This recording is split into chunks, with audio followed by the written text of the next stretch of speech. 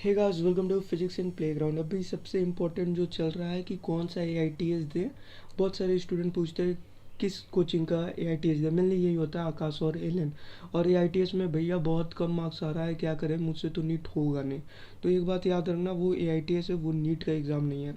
अगर किसी स्टूडेंट का सारा कुछ बताऊंगा इसमें, कैसे आप लोग 720 में अच्छा स्कोर करोगे। अभी स्कोर करना पड़ता है भाई। आप इंडिया में हो, पहले मुझे भी लगता था कि इंडिया का ही सारा कुछ ऐसा कंडीशन है कि without marks APJ Abdul Kalam से नहीं मिलने दिया जाता।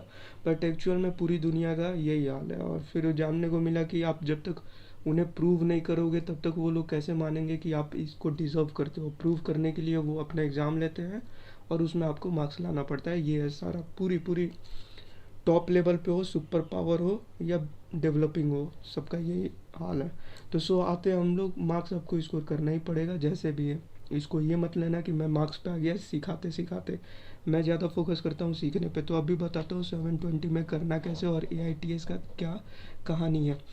पहला एक बात याद रखना, कम मार्क्स आ रहा होगा या ज़्यादा मार्क्स आ रहा होगा। ज़्यादा मार्क्स आ रहा होगा तो उसको कुछ हवा में मत चले जाना, और कम मार्क्स आ रहा होगा तो डिमोटिवेट मत होना। मैं बता रहा हूँ, आप कर सकते हो। नीट अभी के टाइम पे एक ऐसा एग्ज़ाम बन गया है, चाहिए सबको, पर मेहनत करते बहुत कम है। और जो मेहनत कर लेता है बहुत ईजिली क्रैक करके वो कॉलेज में है, समझे। बहुत ऐसा लड़का है जो घर में बैठ करके अभी PMCH में है।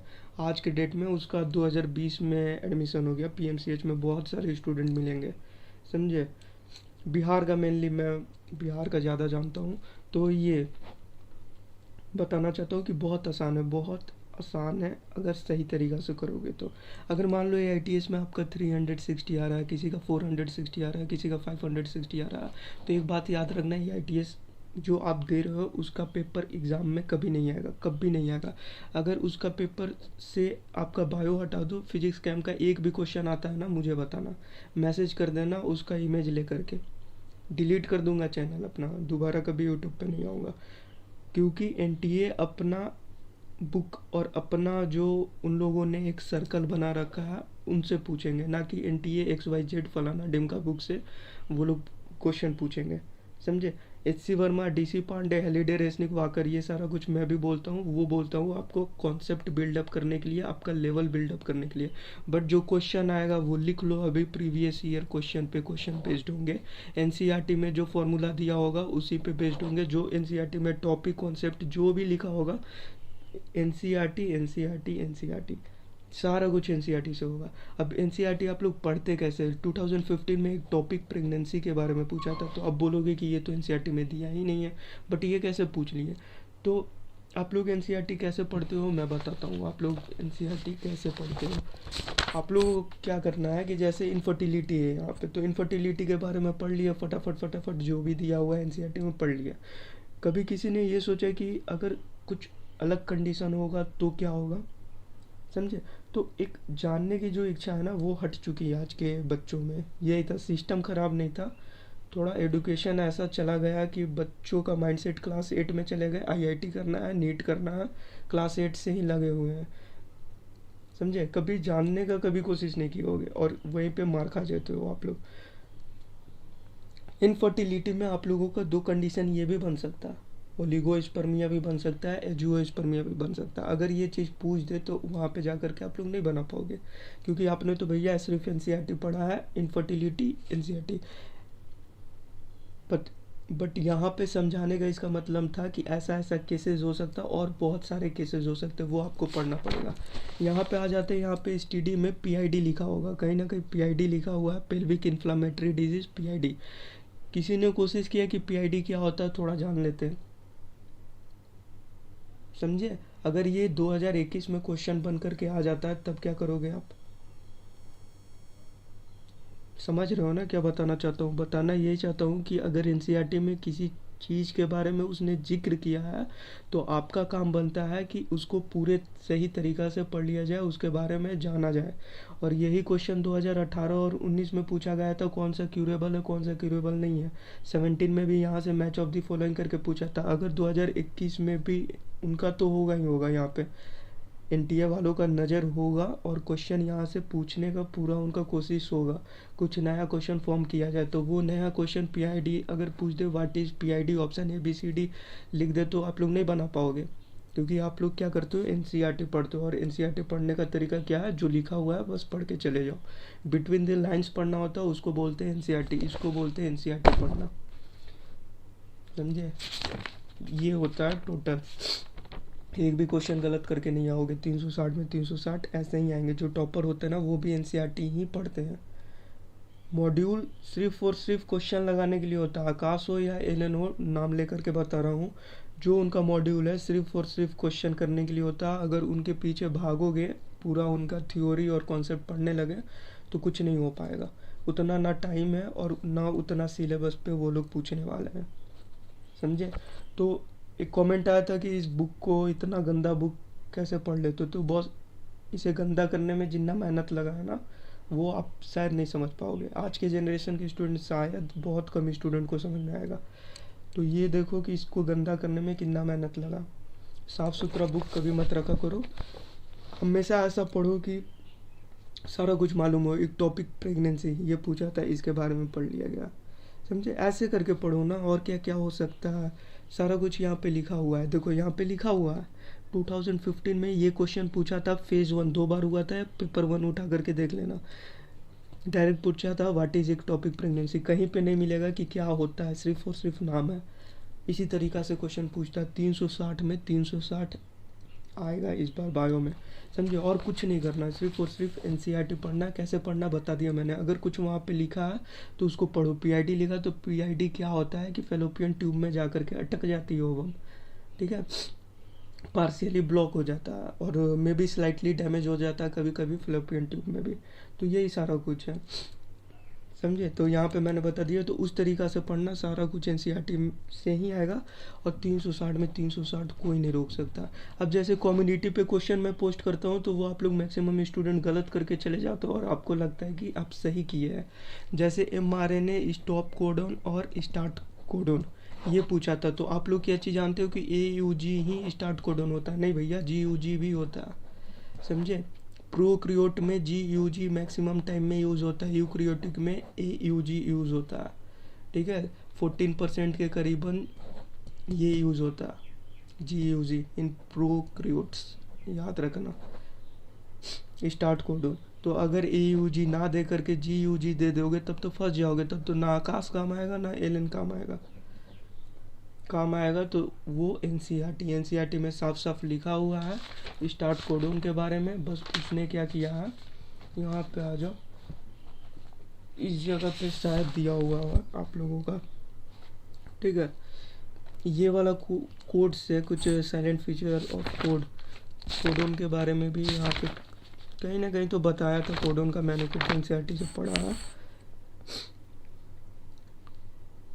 यूनिवर्सल, हाँ यहाँ पे देखो, AUG has dual function, it codes for methionine and it also act as initiator codon और स्टार्ट कोडोन। 2016 में पूछा गया है ये।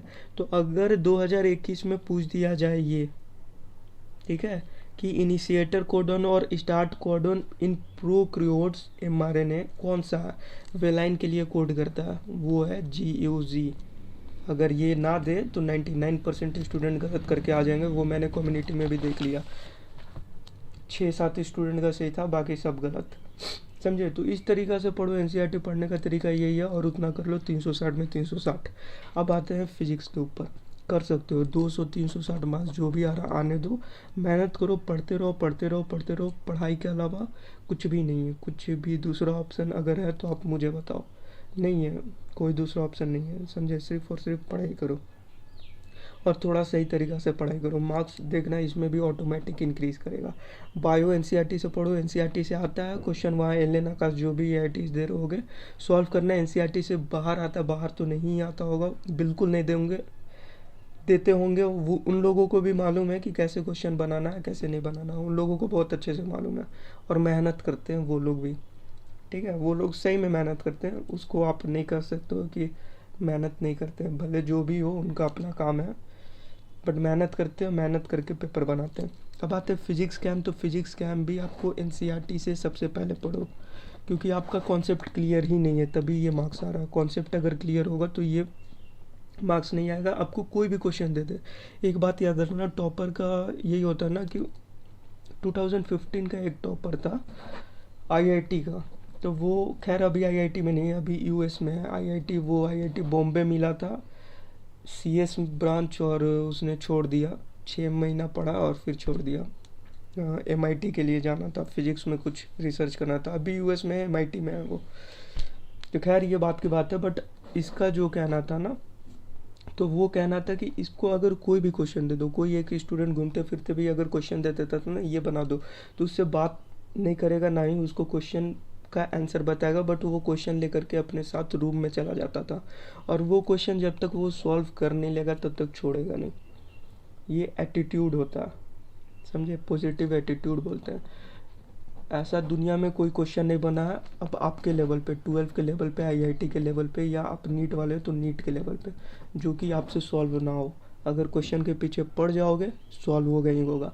2 दिन लगता है, 3 दिन लगता है सॉल्व करना है, मतलब करना है, कोई भी क्वेश्चन को छोड़ना नहीं है। बहुत, यही तो बोल रहा हूँ, सिस्टम में क्या चेंज हो गया। टीचर क्या बोलते हैं कि सॉल्व नहीं होता छोड़ दो, उसके पीछे टाइम वेस्ट मत करो। वो मेरे हिसाब से आपको ईगो पे ले लेना चाहिए। अगर कोई क्वेश्चन आपसे सॉल्व नहीं हो रहा और वो आपके लेवल का, इट मीन्स कि आपको नहीं आता। समझे, रियलिटी यही है कि आपको नहीं आता। टीचर क्या बोलते हैं उसके पीछे टाइम वेस्ट मत करो। नहीं, अगर वो क्वेश्चन उठ करके आ गया तो, अगर नीट में आ गया और वो पूछ दिए तब क्या करोगे, समझे।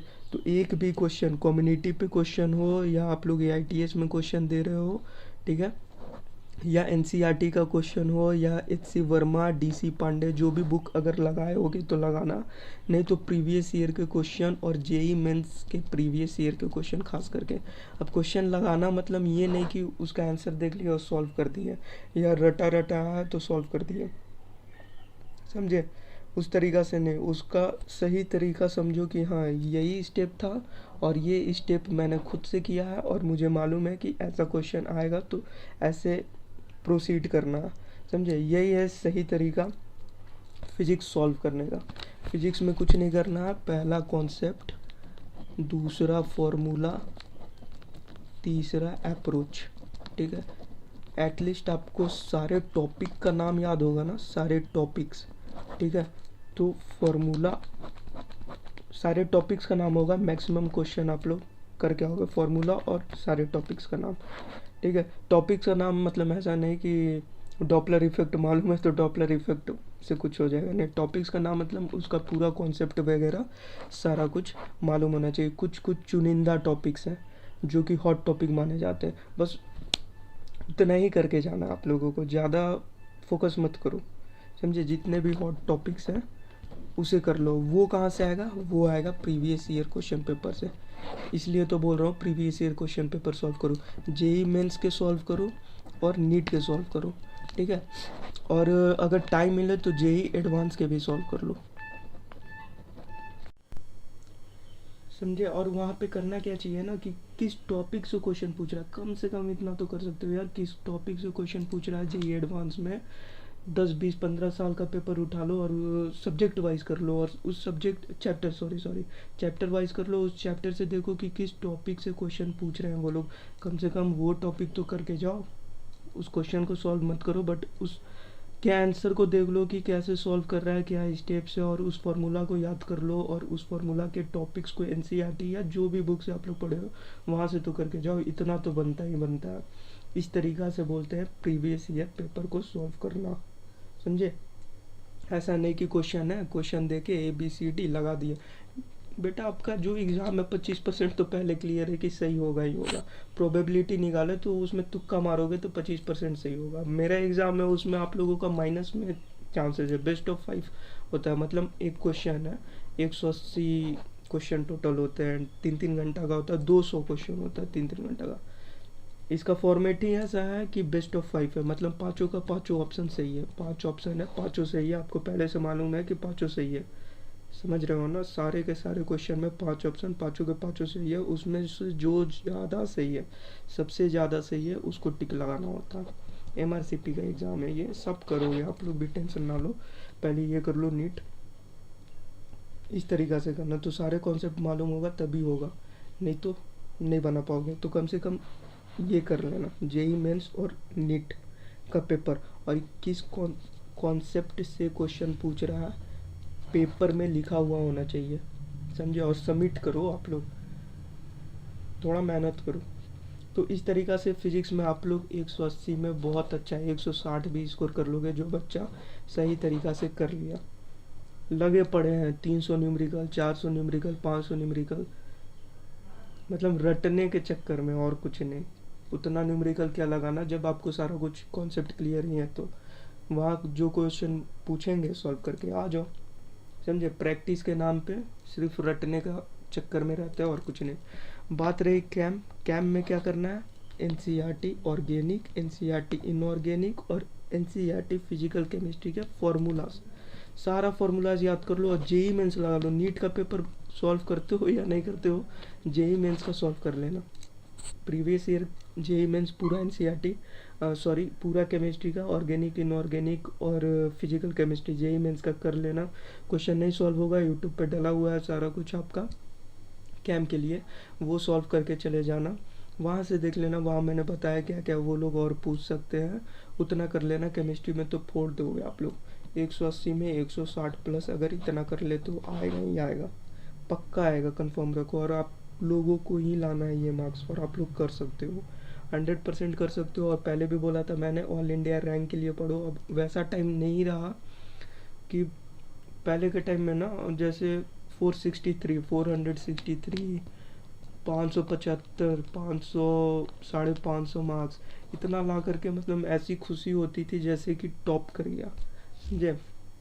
ये रियलिटी एक टाइम था, ये मतलब ऐसा मार्क्स था जहाँ टॉप आपको आपके सिटी का सबसे टॉप कॉलेज मिल जाएगा। बट अभी वैसा नहीं रहा, अभी 610, 620, 630 के नीचे तो बहुत जगह एडमिशन भी नहीं होता। तो ये सारा कुछ कंडीशन रहा, यहाँ पे क्लियर कर देता हूँ।